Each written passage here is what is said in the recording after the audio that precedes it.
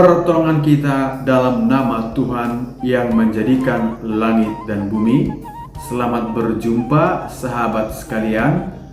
Pada kali ini kita akan melihat rang-rang jamita atau kisi-kisi khotbah yang akan kita khotbahkan pada hari Minggu Prapaskah yang kelima, tanggal 3 April 2022. Bacaan pertama diambil dari kitab Yesaya 43 ayat 16 sampai dengan 21. Dan kita mulai dari ayat 18. Beginilah firman Tuhan yang telah menjadikan semua itu.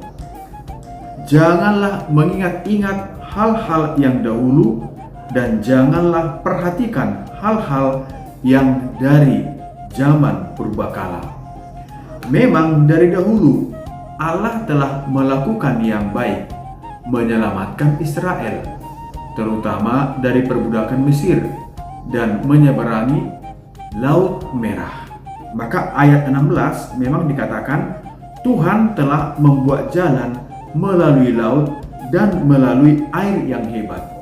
Artinya Tuhan membuat mujizat di mana Israel bisa melewati Laut Merah, di mana laut itu dikeringkan oleh Tuhan.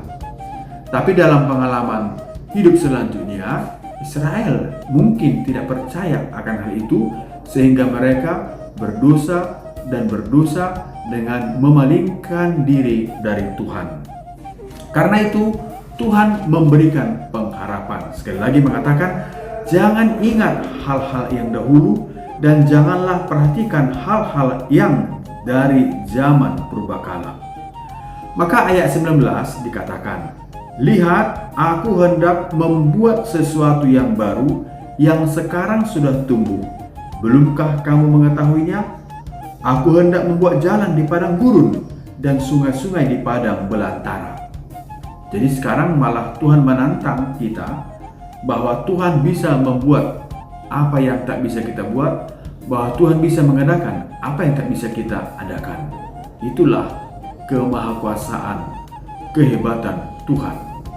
Pertanyaannya, percayakah kita atau tidak? Seringkali kita tidak percaya, yang diakibatkan oleh karena nafsu atau keinginan yang tidak teratur yang ada dalam hati kita. Lebih jelasnya kita lihat Injil Yohanes pasal 8 ayat 1 sampai dengan 11. Ini kisah tentang di mana Yesus mengajar di bait Allah di Yerusalem, dan kepadanya datanglah ahli Taurat dan orang-orang Farisi membawa seorang perempuan yang berdosa, dan mereka ingin supaya Yesus membuat keputusan apakah perempuan itu dihukum atau tidak. Nah, sangat menarik ialah bagaimana ahli-ahli Taurat yang setiap hari pekerjaan mereka adalah memegang hukum Taurat, buku atau kitab Taurat, dan merenungkannya, bahkan juga mengajarkannya kepada orang-orang Yahudi pada waktu itu. Bagaimana pula orang Farisi yang juga adalah tokoh masyarakat pada waktu itu membawa seorang perempuan ke bait suci, ke tempat yang kudus, tempat Tuhan, bukannya memperdamaikan perempuan itu dengan Allah, tapi mereka ingin mempermalukan perempuan itu. Sahabat sekalian, kita pun seringkali demikian.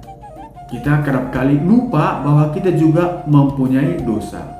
Besar atau tidak, kita yang tahu dengan Tuhan. Tapi karena kita kurang mampu mengendalikan diri, karena kita dikuasai oleh keinginan yang tak teratur dalam diri kita, maka kita pun ingin menghakimi orang, bahkan kita pun ingin mempermalukan dan menghukum orang.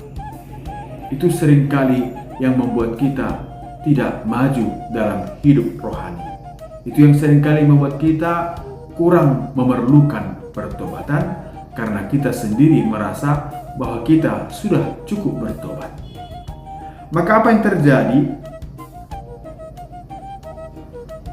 Ahli Taurat dan orang-orang Farisi kembali ke masa lampau. Apa yang mereka katakan?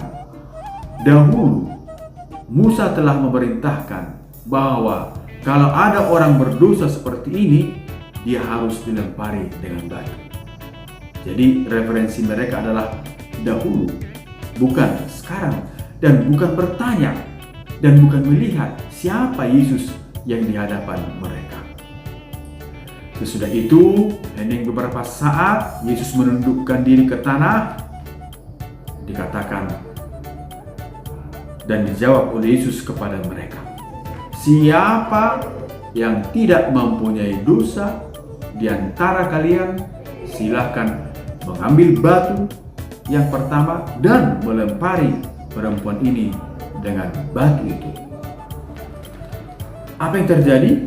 Mereka semua melihat masa lalu dan mereka malu juga karena mereka semua punya punya dosa sebesar batu dan sekeras batu. Dan akhirnya apa yang terjadi? Mereka karena malunya, karena dosanya, meninggalkan perempuan itu dan Yesus. Akhirnya Yesus bertanya, di manakah mereka? Apakah mereka tidak menghukum engkau? Lalu perempuan itu menjawab, tidak ada Tuhan. Lalu kata Tuhan Yesus, aku pun tidak menghukum engkau.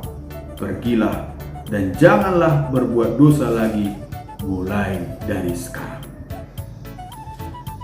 Sahabat sekalian, apa yang kita renungkan? Pertama, semua kita memiliki dosa. Hanya bedanya besar atau ukuran besar dosa itu tergantung perbuatan kita masing-masing. Semua memiliki masa lampau yang kelam, mungkin yang jahat juga, mungkin juga memalukan. Itu adalah realita. Dan karena itu membuat kita enggan untuk berjuang, untuk banting setir, untuk bertobat. Kedua, janganlah berusaha mempermalukan orang lain karena kekurangannya, karena dosanya. Tapi bawalah dia ke bait suci untuk diperdamaikan dengan Tuhan, bukan dipermalukan di hadapan tahta Tuhan di bait suci. Karena Yesus melihat itu, dan Yesus tidak menghakimi perempuan itu, tetapi memberikan kesempatan. Pergilah dan jangan melakukan hal yang sama lagi. Yang ketiga, Yesus tidak menghukum, tapi Yesus memberikan pengampunan. Yesus memberikan kesempatan. Yesus memberikan sukacita karena perempuan itu ternyata tidak dihukum. Yesus hanya menasihati, jangan berbuat dosa lagi mulai dari sekarang. Sahabat sekalian, kita sudah memasuki hari Minggu Prapaskah yang kelima. Kita berharap banyak hal sudah kita lihat sebagai kelemahan dan dosa dalam diri kita di masa yang lampau. Tapi Tuhan mengatakan, jangan lihat, jangan ingat masa yang lampau, tapi lihatlah Tuhan. Karena Tuhan tidak pernah menghakimi, tapi Tuhan memberikan kesempatan agar kita tak lagi melakukan dosa di masa-masa yang akan datang. Shalom, Tuhan memberkati. Semoga kita semua memasuki Minggu Prapaskah kelima ini selalu dalam berkat Tuhan. Bagi saudara-saudari yang sakit, dijamah oleh Tuhan, dikuatkan oleh Tuhan. Bagi saudara-saudari yang sedang bersusah, Tuhan menguatkan hati dan niat kalian. Horas Kaburtondi. Shalom.